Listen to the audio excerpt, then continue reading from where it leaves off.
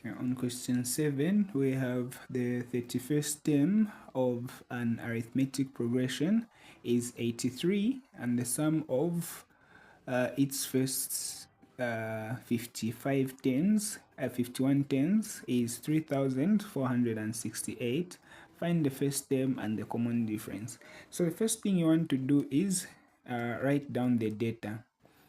Convert this to this. So you've been told that the 31st term of this AP is 83, and then the sum of the first 51 terms is 3,468. So you know that an nth term of an AP is given by this. So you can just use this to find your 31st term in terms of A and D. So you have A plus your n is 31 minus 1D. Of course, we know that t sub 31 or the 31st term is 83. So I can put my 83 here. Then I'll have my A there. This minus this, we have the 30D. So you can call this your equation 1. As you can see, you have an A and a D. So that means you cannot solve it without finding another equation. So to find the second equation, you can just refer to the cover page, or you can just keep this formula in your head, this one here. So I normally just write it like sum of the nth term is given by n over 2, and then you have 2a plus n minus 1d. This is the same thing. So the sum of the first 51 terms will be given by 51 over 2 multiplied by, this will be 2a plus, we have 51 minus 1d, and then this will be s. Of course, we know that s51 is this, so this will be 3468 is equal to this is 51 over 2 multiplied by 2a plus 50d. So what I can do here is I can just expand these and then I can, okay, I think the easiest is to divide both sides by 51, since 51 is a factor of this. Just a second. So let me see, 468 divided by 51. Yes, this is a factor of this. So maybe we can just leave the 51 there and say 3468 then is equal to 51, and then this half here times this will be a 1, then half of 50, we have a 25. But of course you are free to expand, just do it the way you are comfortable. I can't force you to use any specific method, so provided you are doing the right thing, you still get the same answer. So you can divide both sides by 51 so that we reduce the numbers, unlike expanding this, because expanding these things will just make the numbers big. Okay, so 3,468 divided by 51 is 68, which is equal to a plus 25d. And then now we can solve these two equations simultaneously.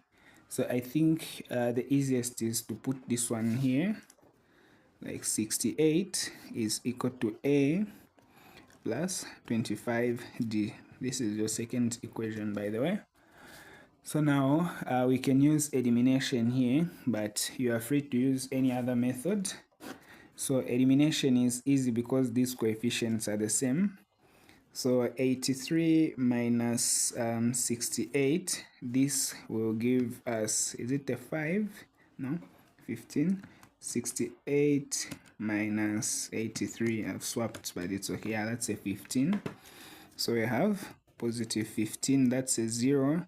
And then 30 minus 25, we have a 5d.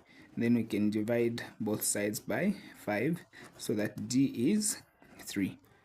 And then now you can proceed to solve for a.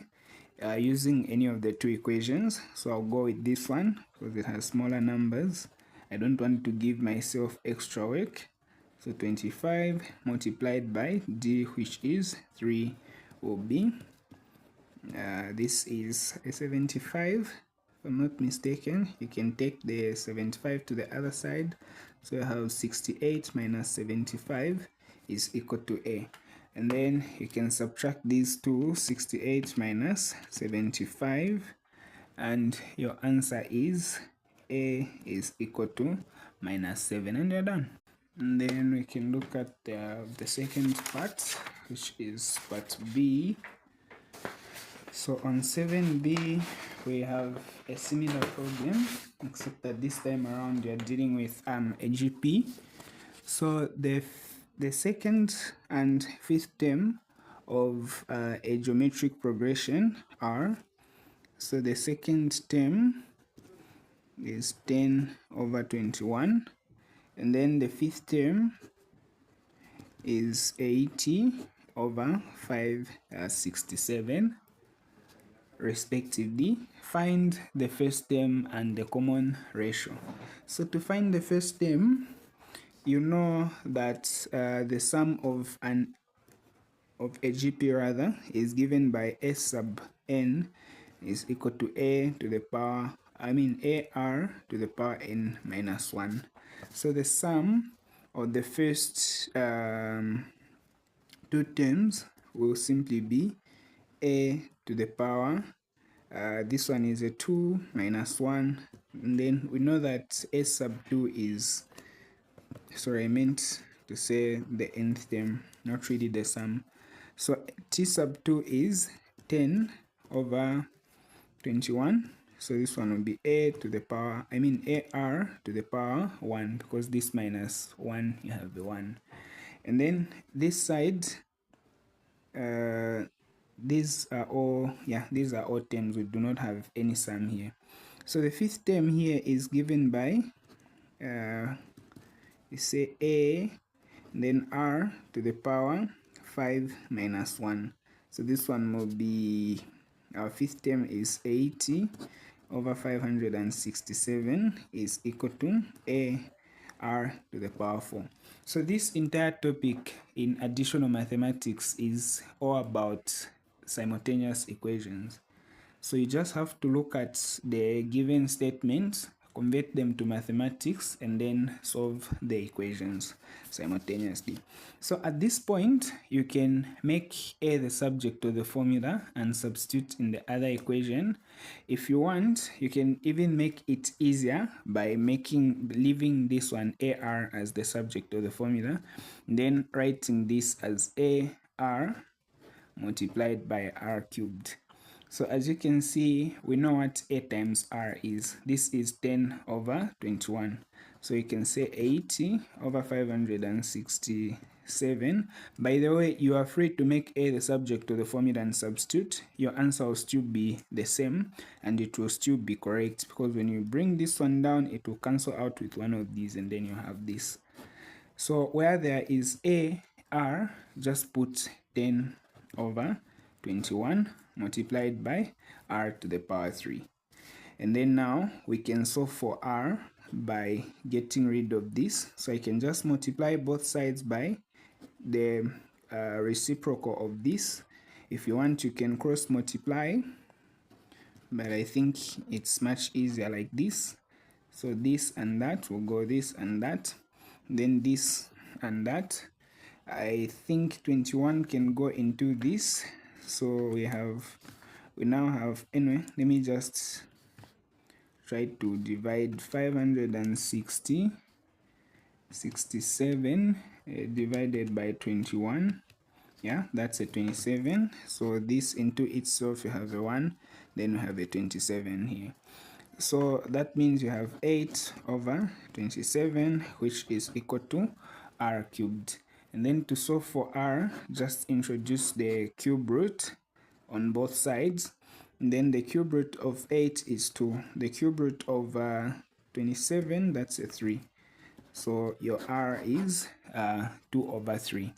And then to solve for A, you can use any of the two equations, but of course this one is much easier. So you can say 10 over 21 is equal to A is unknown, multiplied by R, which is 2 over 3.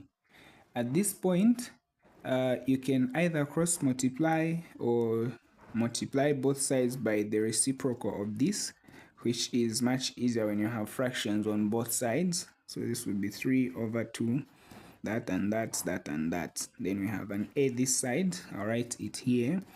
And then 2 into 10, that's a 5. 3 into 21, that's a 7. So you have 5 over 7 as your A. And you are done. So your A here is a 5 over 7, and then your R is 2 over 3. But what is the sum to infinity of the progression? So you do not need to memorize this formula, because it will be provided for you on the cover page. But if you want to solve this problem easily, it's better to keep it in your head. But regardless, a lot of things happen during an exam, so just make sure that you check, just in case. You don't want to lose a mark just because you wrote a wrong formula. So your A is 5 over 7. So when you have fractions like this, it's better to use brackets. Then 1 minus R is 2 over 3, like this. So you are dividing this by that. So to divide these two, you can just say 5 over 7 divided by this thing here. By the way, the denominator, which is this, is simply, when you find the common denominator, you have this times this, that's a 3, times that you have a 1. 3 into 3, 1 times 2, you have a 2. So this is simply 1 over 3. So you are basically just dividing this by 1 over 3. So 5 over 7 divided by 1 over 3. And then this will be 5 over 7. You multiply by the reciprocal of this. You can even put a 1 there if you want. This will be 15 over 7, which when expressed in mixed fraction, as a mixed fraction, you have 2 remainder 1 over 7 as your final answer.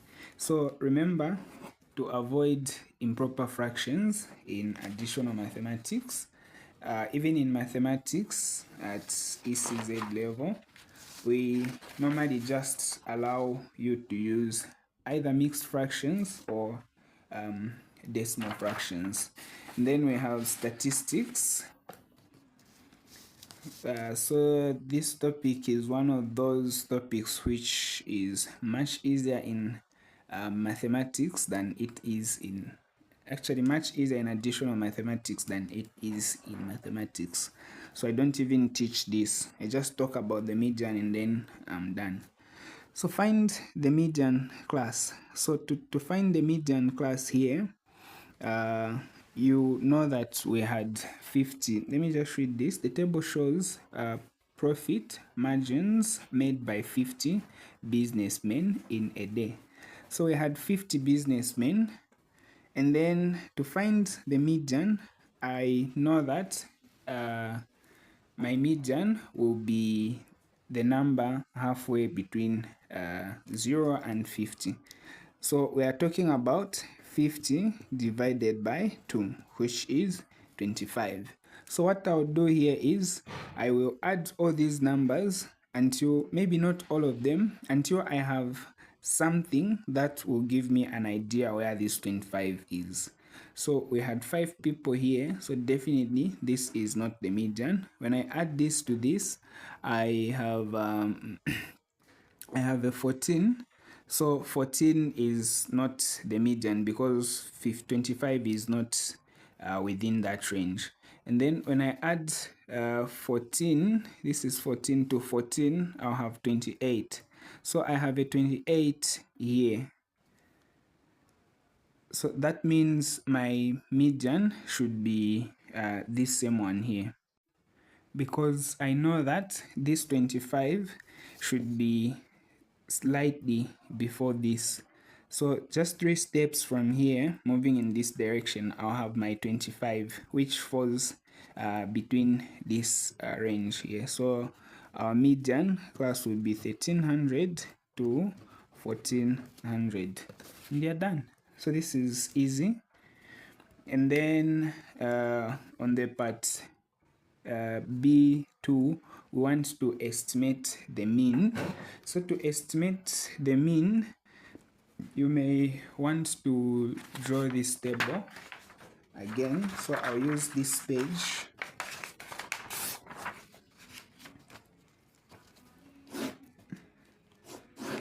Because to find my mean, I may need 1, 2, 3, 4, 1, 2, 3, 4, 5, 1, 2, 3, 4, 5.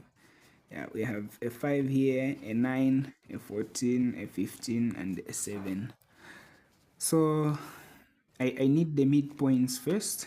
So to find the midpoint of these two numbers, I can say 1100 plus 1200 divided by 2. So this is 1150. And then to find my second range, I can just say 1200 plus 1300 divided by 2. So this will be 1250. In most cases, there is a pattern, but please do not be carried away. It may not always be fixed. So the number halfway between this and this will simply be 1300 plus 1400. By now, I'm sure you're able to see the pattern. So this will be like 1350. So in short, you are just adding a 50 to this, a 50 to that, a 50 to that. And that's the case even here and there. So this one will be 1450, and then this one will be 1550. Just make sure that before you use this method, you are sure that the gaps are all the same here. Okay, so now to find an estimate of the mean, by the way, we're using the word estimate because these are not the exact marks, so we can't call this the exact mean. So the mean will be, you find the product of f by x, and then you divide it by the sum of all the frequencies, like this. And by the way, this formula is always provided on your cover page. So for grouped data, you have this. Then this is for ungrouped data. By the way, this is also considered grouped data because within this we have like five students. What's this? Okay, we have 5 businessmen in this group. We have 9 businessmen in this group. So this is also considered grouped data.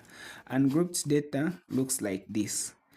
They'll just say maybe a 1 here, a 2 there, a 5 there, a 7 there. It's just a list where you can just add all these numbers and count them and divide by the number of numbers you have added.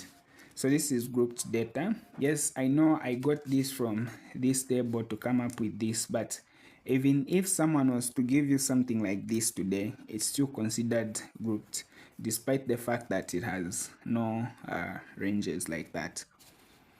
So this will simply be 1150 multiplied by 5, and then 1250 multiplied by 9, and then plus 1350 multiplied by 14, plus 1450 multiplied by 15, plus 1550 multiplied by 7, then everything divided by 5 plus 9 plus 14 plus 15 plus 7.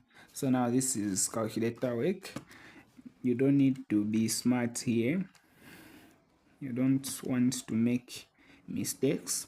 So the product of this plus 1250 times 9 plus 1350 times 14 plus 1450 multiplied by 15, and then plus 1550 multiplied by 7. So I'm getting 68,500, then over the sum of these numbers in the denominator. But because we've been told that we have 50 businessmen, you know that when I add these numbers, I should have 50 businessmen. I should have 50 in short. So this plus this, that's a 20. And then this plus this, we have a 21. And then plus that, we have a 30. So 20 plus 30, that's a 50. Yeah, that's correct. And it's always important to punch these numbers again, just in case you made a mistake.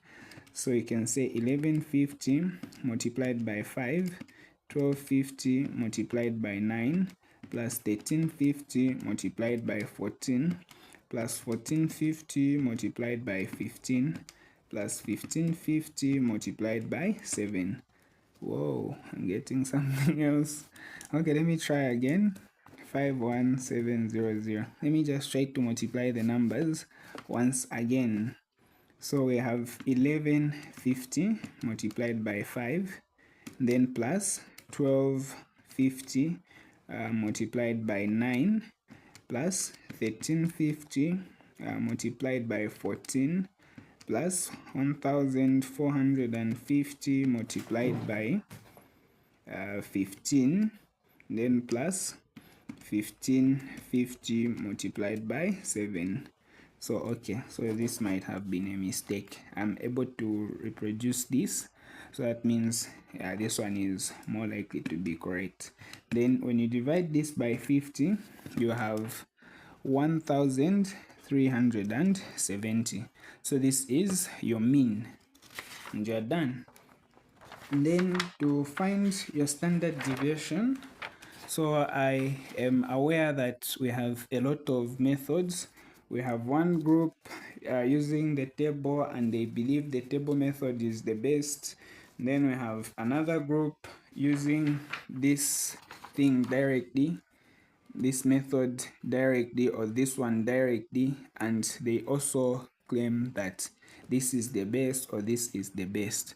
So just use whatever you are used to, or whatever you are comfortable with, or whatever you've been using for some time and it's been working.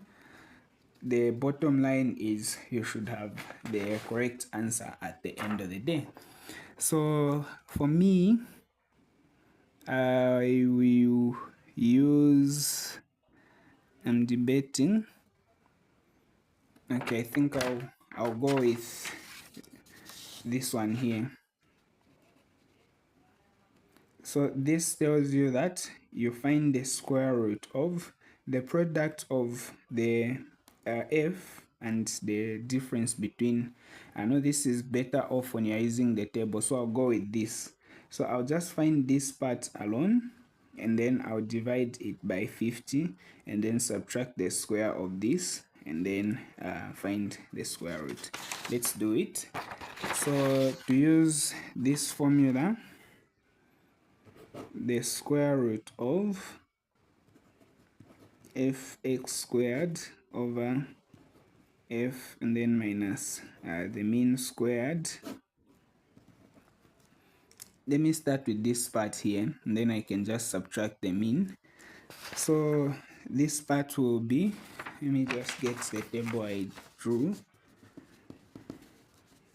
So these are my x's, and then f is my frequency, like this. So you can say f, which is 5 multiplied by x squared, so 1150 squared, and then plus the sigma is telling you that you are adding, plus 9. Let me just write it like this. I think this, I find it much easier when I just start with the frequencies, and then space, plus this is what I was taught, yeah, squared, plus you can say 15 multiplied by open close squared, plus 7 multiplied by these are the f's in the brackets, then over the sum of the frequencies. But we all know that we have 50 businessmen, so we can put a 50 there. So let's put these numbers in the brackets now. So this is 1250 and it's being multiplied by 9. This is 1350 and it's being multiplied by 14. Then this is 1450 and it's being multiplied by 15. This is 1550 and it's being multiplied by a 7. So now you can just use your calculator. Just don't make mistakes.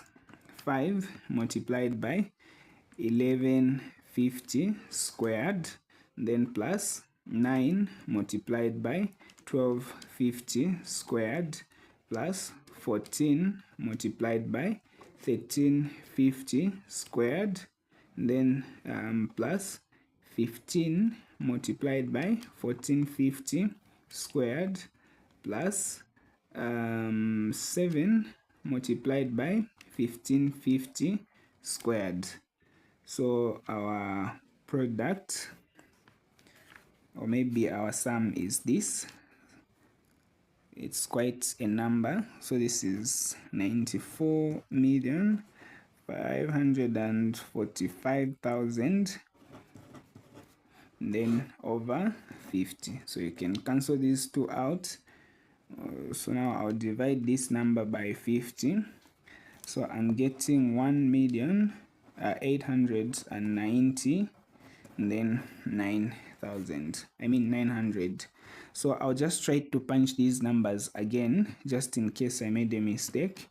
So 5 multiplied by 1150 squared plus 9 multiplied by 1250 squared plus 14 multiplied by 1350 squared, and then plus 15 multiplied by 1450 squared plus 7 multiplied by 1550 squared. So I'm still able to get the same number. So this means it's likely to be correct. So this part here is this. So now to find my mean, my standard deviation, I can just say SD is equal to the square root of this part here, 1890, then 900 minus the mean. So my mean was, I threw that, okay, here. This is my mean, 1,370, like this. So now at this point, you find the difference between these two.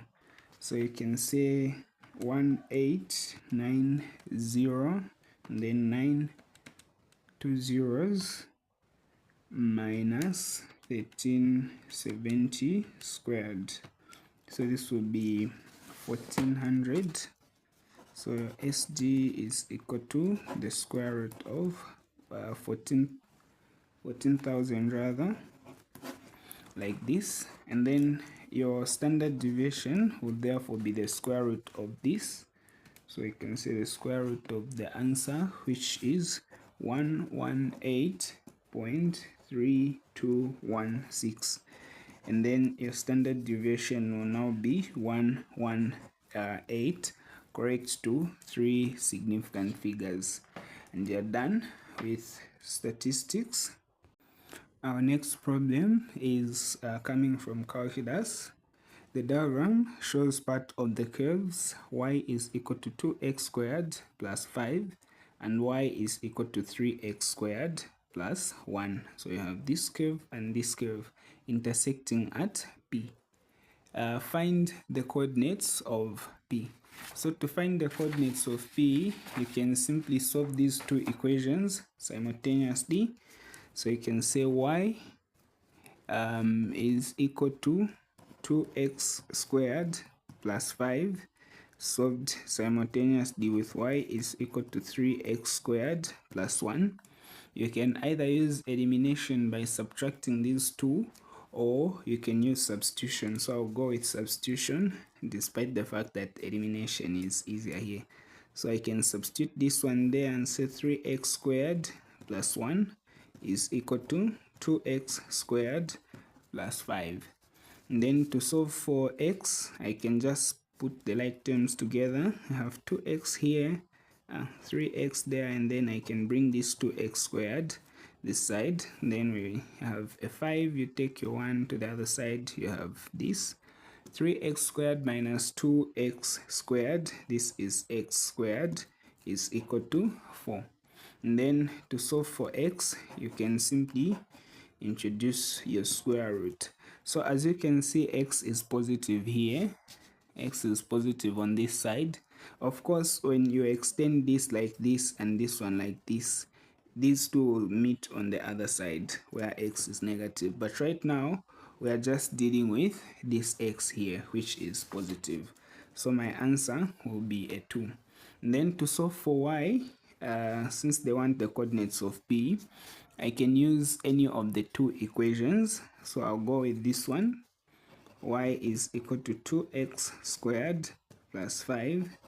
So this would be 2, where there is x, put your 2, and then you have a square. So 2 squared is 4 times 2, you have an 8, then 8 plus 5, this is 13. So the coordinates for P will therefore be 2, 13. And you're done. And then to find the volume obtained when the shaded region is rotated through 360 degrees about the x-axis. So you rotate it like this. So this one will be rotated like that. This one will be rotated like that. So at the end, you end up having something like this.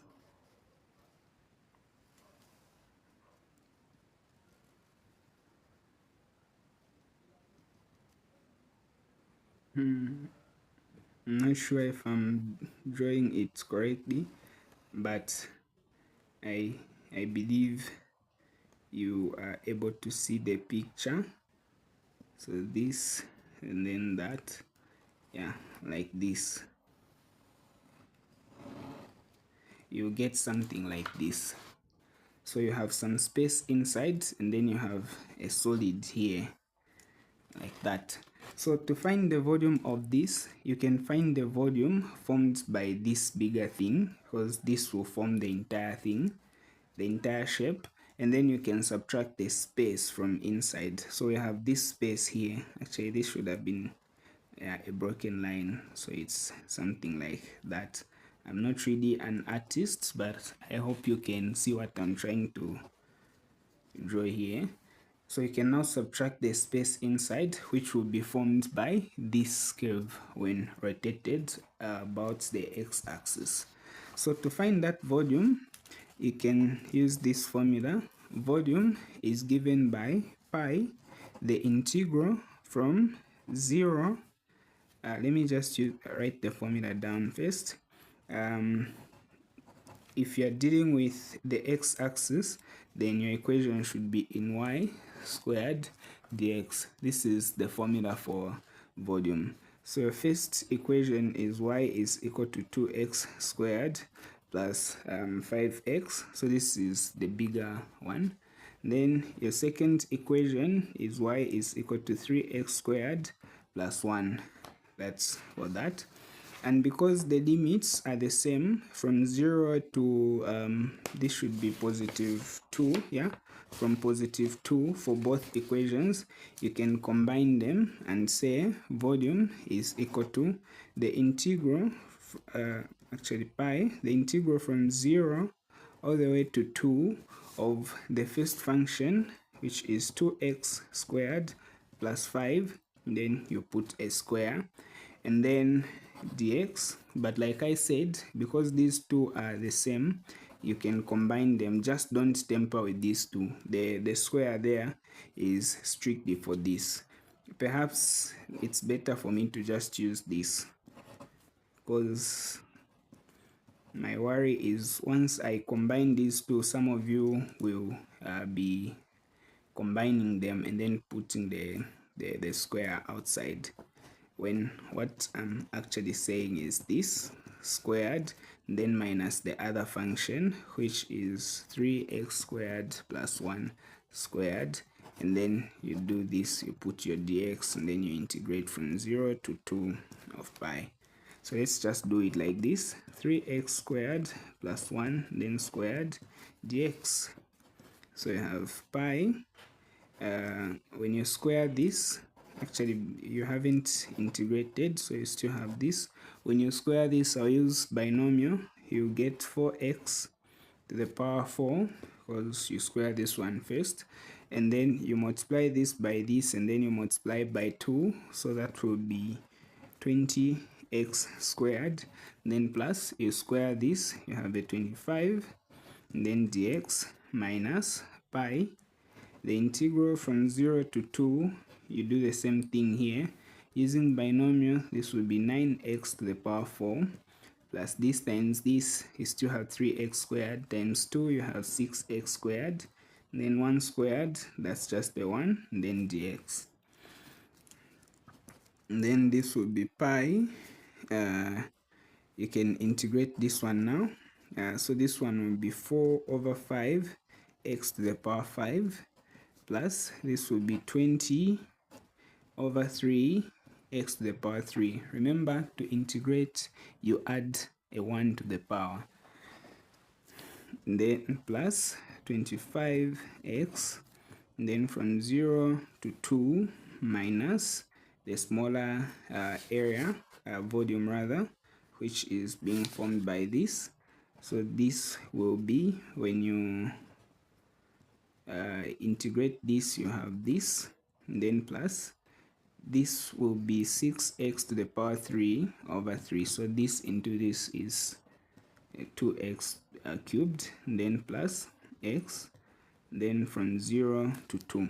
And then now you can just substitute these numbers here. So you have pi is 4 over 5 times, you put your 3 there to the power 5, plus 20 over 3, you put, that's actually a 2. You put your 2 there to the power 3, then plus 25 times 2, and then everything minus. When you put your 0 there, you have a 0 still, then minus. You do the same thing here, 9 over 5 multiplied by 2 to the power 5 plus 2, and then 2 to the power 3 plus 2, and then minus 0, like that. And then at this point, to make your work easier, just use your calculator. So you can just say 4 multiplied by 2 to the power 5. This is 128 divided by 5. It's better to just write it like that. So this is 128 over 5, and then plus this is an 8. 8 times that, this would be 160 over 3, 2 to the power 2 to the power 3 multiplied by 20. Yeah, that's 160. Then this is a 50. Yeah, and then minus pi. We have a 9 being multiplied by 2 raised to the power 5, which is 288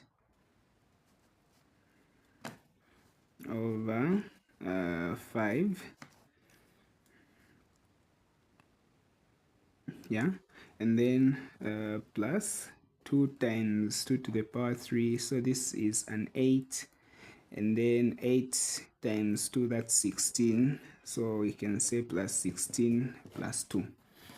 And then what I normally do when I have something like this, instead of messing around with them, I'll put these two guys together just in case they will give me something reasonable, because the last thing I want is to deal with fractions. So I'm just expanding here, and then plus 160 over 3 pi plus 50 pi. By the way, you can even use your calculator and use decimal numbers.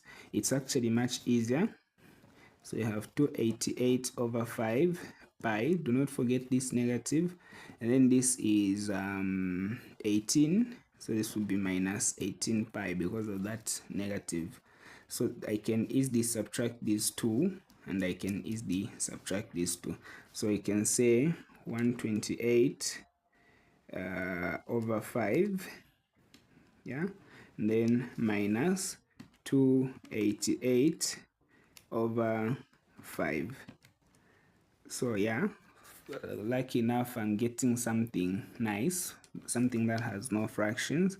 So this would be negative 32 pi when you subtract these two, because they have the same denominators. So it's like saying 128 minus 288, which is 160, and then divided by 5, you have minus 32, which is this, and then plus, unfortunately this has no friend, so we can just add the difference between 50 and 18.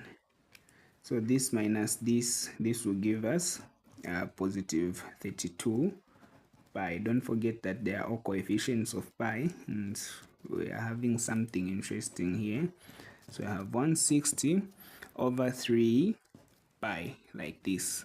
So now these two will just give us a 0.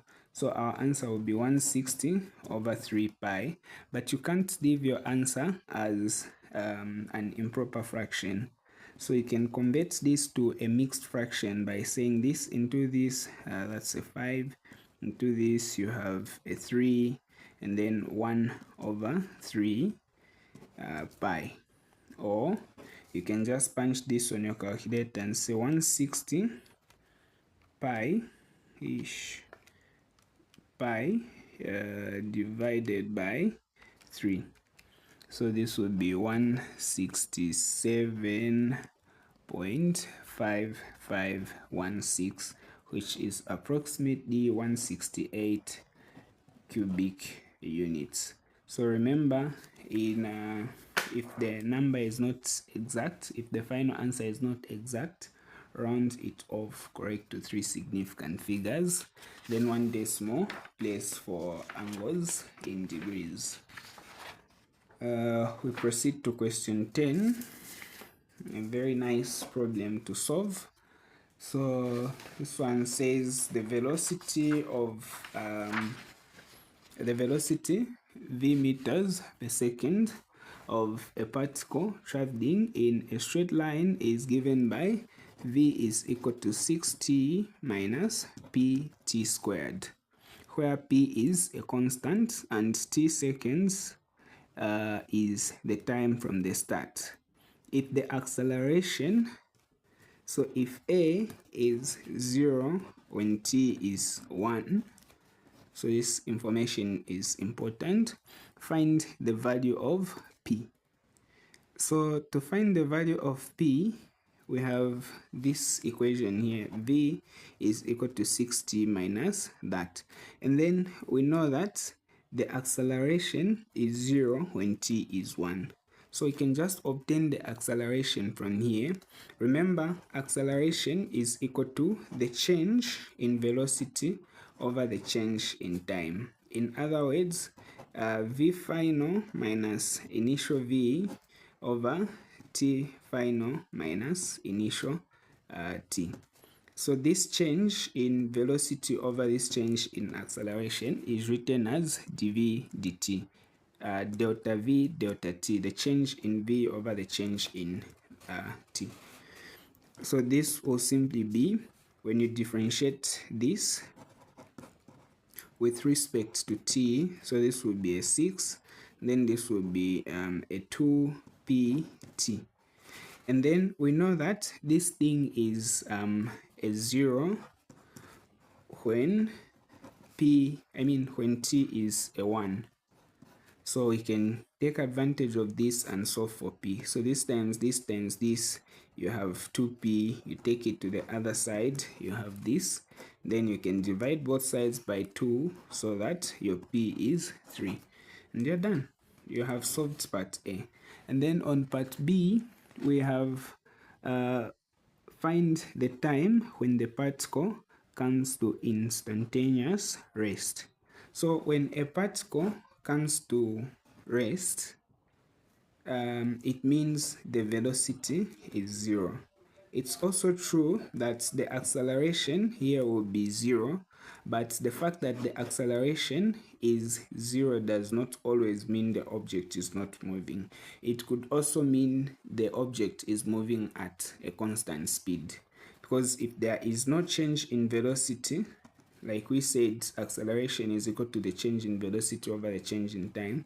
So if an object is moving at the same speed, then you have no change in velocity, so that means your acceleration is still 0. So please do not use this at instantaneous rest. What you use instead is v is equal to 0. So using this equation, v is equal to 6t minus, of course we know what p is. P is 3t squared. So at instantaneous rest, this is a 0. So you can put a 0 there and say 6t minus 3t squared. And then you can just factor out a t or a 3t if you want. And then you have this. And then this tells you that either t is equal to 0 or 6 minus 3t is 0. So we can work with this one. 3t divide both sides by 3, and then you have t is equal to this into this. That's a 2 seconds, then that's a 0 second. So now let me just read the question again. Find the time when the particle comes to instantaneous rest. So you don't need these two answers, you just need one. So it says comes to instantaneous rest. A word which means an object was initially moving and then it stopped. So this one should be rejected. You can just say nah or rejected, or yeah, just these two, or maybe discarded. This one may mean not acceptable, not admissible, or not applicable, because this tells you the time when the object was just starting off. So the actual time is this one. And then we have part C.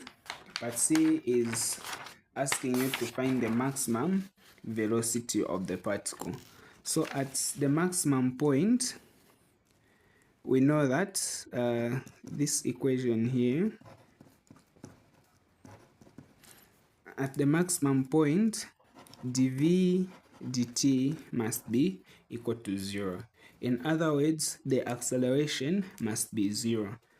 We learned this from calculus, that at the maximum point or the turning point or the minimum point, dy dx is always 0, because you normally have a curve like this or a curve like this. And then as you can see, the gradient at this point is always 0. So at the maximum point, dv dt should be 0. So our dv dt will simply be 6 minus 60. And then I can just equate this to 0, because I know that at max, my dv dt is 0 minus 60. And then I can take this one to the other side. 60 is equal to 6. Then you can divide both sides by 6, so that your t is 1, which is 1 second. And you're done. And then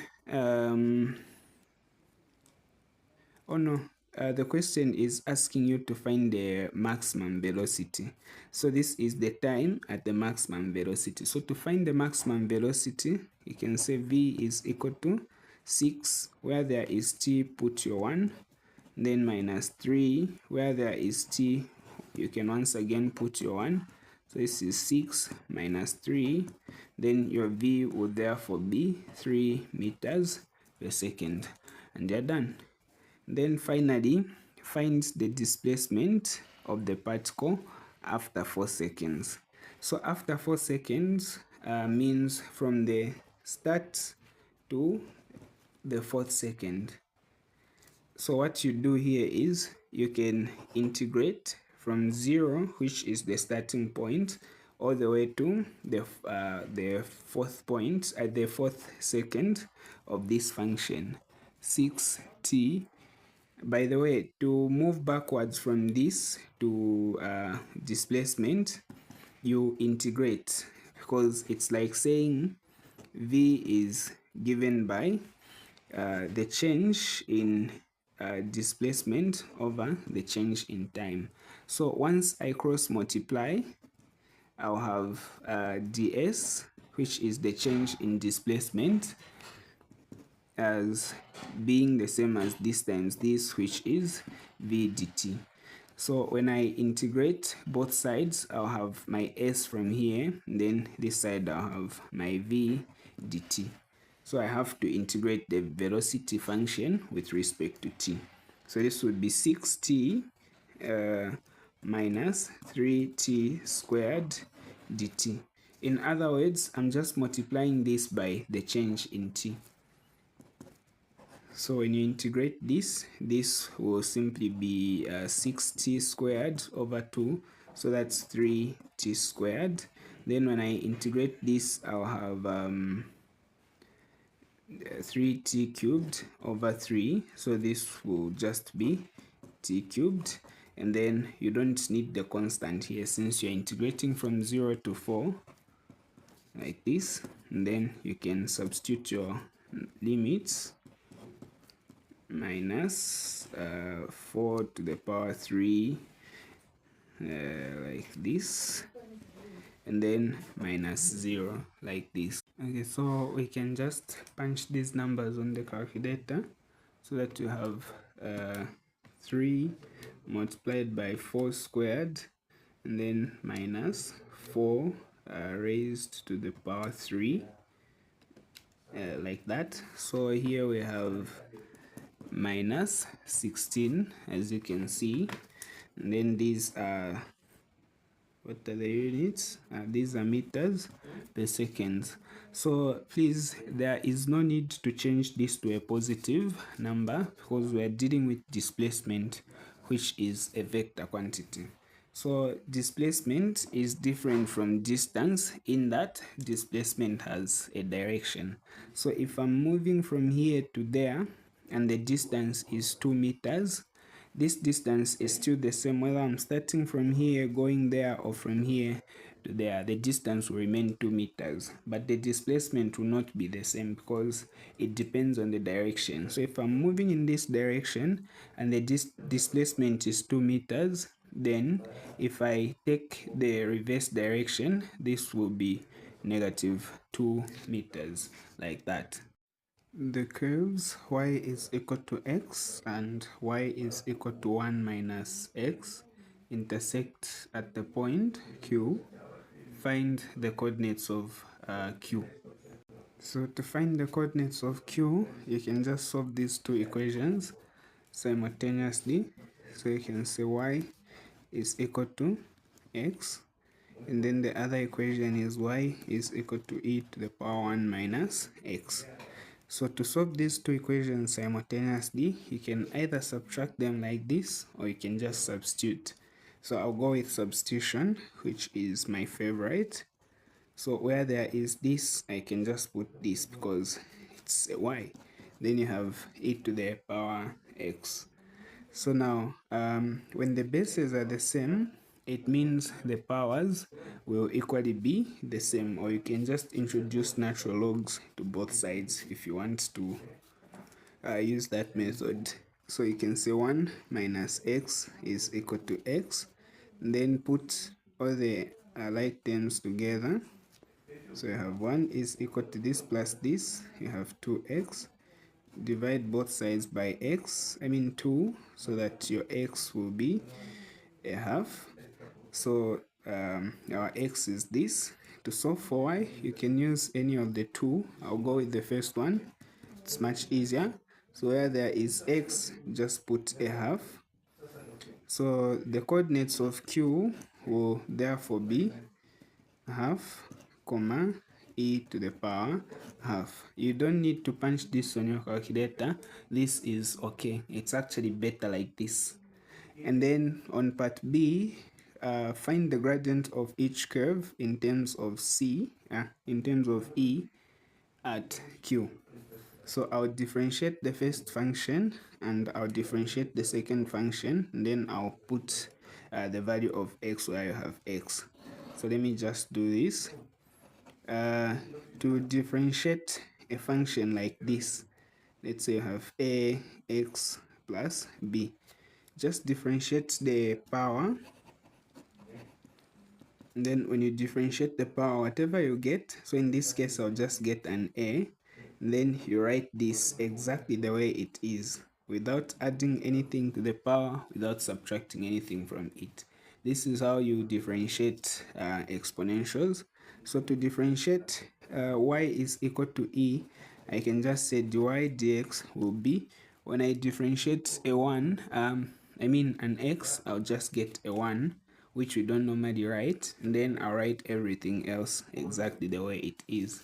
So the gradient when x is 1 over 2 will be e to the power 1 over 2, like that, and they're done. And then to find the other gradient, remember they said for each curve, you can say y is equal to e to the power 1 minus x, and then your dy dx will be, you differentiate the power, this will give us minus 1, and then you write this exactly the way it is. So this will be dy dx is equal to minus e to the power 1 minus x. So our dy dx at the point where x is a half will therefore be negative e to the power 1 minus half, which is minus e to the power half, like that, and they're done. So now we also have part B, which is nice. So find the equation of a straight line which must be drawn on the graph of y is equal to 3 minus e to the 2x to obtain the solution of x is equal to natural log 2 minus x to the power half. So to solve, to find the equation of a straight line here, just mess around with this until you obtain this. So you have y is equal to 3 minus 2x, and then x is equal to natural log 2 minus x to the power half. So when you look at this, we do not have an e there, and then when you look at this, we have an e. So the first thing you want to do is to get rid of this natural log, because we don't have anything like that. So to do that, we can start with the power. Of course, according to the power rule, we can just drop this thing and say have this. And then you can cross multiply or multiply both sides by a 2. So this times this will be 2x is equal to ln 2 minus x. And then because you do not want the natural log, what you want is an e, you can convert this to exponential form. Now remember, this ln is the same as log e of, log with the base e, then minus this. So you can use this to convert it to exponential form by saying e to the power this is equal to this. Remember the meaning of this? To what power should I raise e to get this? And the power is this. So this is the power, this is the base, this is the argument. So you can say e to the power 2x is equal to 2 minus x. And then what I want is this expression here. So I can just substitute this thing in there if I want, or I can in fact there are just so many things you can do to combine these two. So I think the easiest here is to replace this with this, because this is e to the power 2x. So you can say y is equal to 3 minus e is 2 minus x, and then this will therefore be 3 minus 2, negative and negative, we have the positive. So that means the equation we are looking for is y is equal to x plus 1, and you're done. So this is the equation you are looking for. Lastly, we have this one here. A conical tent is to be made with a perpendicular height h and base radius r centimeters and slant height this as shown. Show that r squared is equal to minus 3 over 4h squared plus 2h plus 4. So this is, when you look at this thing here, you can see that we have a line going to the center, which is called the radius, and then from the center all the way to the apex, the highest point there, this is h centimeters, and then the slanting height is a half h plus 2, and of course this will be a right angle. So to show this, you can simply apply the Pythagoras theorem. According to the Pythagoras theorem, this is your height. This is your hypotenuse. It will be like r squared, this one, then plus h squared is equal to 1 over 2h plus 2 squared. So your job here, if you want to show this, just take this one to the other side and then simplify. So you have r squared. Remember, you want an r squared here. Then when you take this h to the other side, you have minus h squared, plus you can square this. So using the binomial theorem, this would be 1 over 4 h squared plus this times this, that's 2, that's just an h times 2, you have 2h, then 2 squared, we have a 4. So our radius squared will be, these two are like terms, so you can just subtract them. So when I subtract a quarter from a 1, or maybe a 1 from a quarter, I'll have negative 3 quarters h, or you can just find the common denominator. This is over 1, so that's minus 4, and then this into that, that's an h, that's a 1 times h squared, you have this. Then when you add these, you have minus 3h squared over 4. So this is your answer, and then you have 2h plus 4. Then we can compare, and this is what they want us to show. So you can say r squared is equal to minus 3 over 4h. Actually, this one is h squared, and then plus 2h plus 4. So we have shown. Then on part B, we have the volume V of the tent, given by the volume of the tent is given by 1 over 3 pi r squared h. Given that h varies, find the value of h for the value of h which makes the volume stationary. So I can just differentiate this with respect to h, and then at the stationary point, this thing should be equal to 0. So for me to find the value of h which makes the volume stationary, I can just differentiate this, equate it to 0, and solve for h. But of course, r is a function of h, as you can see. So that means I have to replace the r squared with this. I don't even need to square it, because r squared is r squared there, which is negative 3 over 4h squared plus 2h plus 4, then multiplied by h. So our v will be 1 over 3 pi.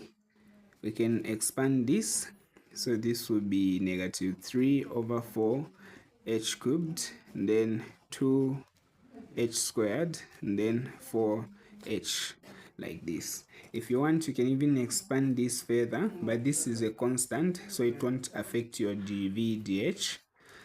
So my dv dh will therefore be I can just keep this constant here, but if you want, you can expand, and then after expanding, you can differentiate, but I think it's a bit harder like that. So when I differentiate this, this will go down, then it will multiply by this.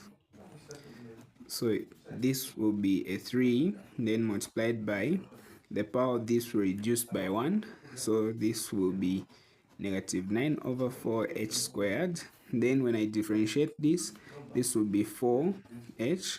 When I differentiate this, this will be a 4. And then at the stationary points, dv dh is always equal to 0. So I can just equate this to 0. And I'm sure you can see now why I decided not to expand this, because I can easily just divide both sides by this and get rid of it. So this and that goes, then we have a 0 here, and then we have negative 9h squared over 4 plus 4h plus 4. And then because we have fractions here, you can make your work easier by multiplying everything by 4. So this will get rid of fractions, and at this point you are free to use any method of your choice. I like using factorization. So this times this we have negative 9h squared, this times this we have 16h, this times this we have 16. So the product here is 9 by 16, so that's negative 144, and then the sum is 16. So to find the factors, this may be a bit tricky. Let's see, 144, this is like 12 times 12, so we can say 12 times 12, this is 144, 6 times 24, this is equally 144, and then okay, so I don't think factorization is an excellent choice here. Maybe we can just use the formula. So using the formula, I'm not sure if the factors exist, but I don't like going through a lot of work for me to just find the two factors. So we can just use the formula. So by formula, h is given by minus b plus or minus the square root of b squared minus 4ac everything over 2a. So that our h is equal to our minus b, so we have a minus, then our b is 16 plus or minus b squared, this is 16 squared minus 4, our a is minus 9, then our c is 16, then everything over 2, a is a minus 9, so we can say h is minus 16 plus or minus 16 squared 256, and then this will be plus 4 multiplied by 9 multiplied by 16, that's 576, and then everything over negative 18. So this one will be h is equal to minus 16 plus or minus, we can add these two together, so this will be 576 plus 256, which is the square root of 832, then over negative 18. So at this point we can find the square root of the answer. The square root of 832, which is 28, plus or minus 28.5. 28.8444 over minus 18. So now your h is either minus 16 then minus 28.8444 over minus 18, or your h is minus 16 plus 28.84444 then over minus 18. But because the numerator here is a positive number and the denominator is a negative, we can reject this because this would be a negative number and you don't expect your height to be a negative number. So let's just work with this. So we have 16 plus 28.8444. This is 44.8444 divided by 18. So because these are both negative numbers, this will be positive for 2.491 actually 4, which rounds off to 2.49. We're dealing with centimeters, so I think we had units here, yeah? So we're dealing with centimeters, so this one will be 2.49 centimeters. Please do not forget the units. And then the last part, show that this volume is maximum. So our h is 2.491. Okay, I can still use this. I've misplaced the paper. So to show that the volume is maximum, I can just find dv2 d2 sorry, I can find my d2v dt2 like that. In other words, I'll just differentiate my dv dt one more time. Oh, this is where I had the answer. So our dv dh is this, so we can just differentiate this thing again. So when I differentiate this again, I'll have d2v dh2, which is 1 over 3 pi. This is just a constant, so I can differentiate this without even tampering with this. But if you want, you can expand and then you differentiate it like that. So when I differentiate this, I will have a 9 over negative 4h times 2. So this like this. So this will be negative this, and then plus, when you differentiate this will be a 4 like that. And then I can just find my dv 2 dh2 when h is equal to 2.4914. This is what we found for our h.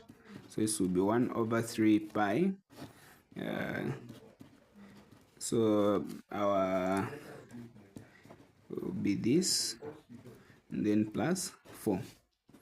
So this will be 1 over 3 pi, and then we can say 9 multiplied by 2.4914 like this, divided by 2, the denominator, and then plus, actually this is a negative number,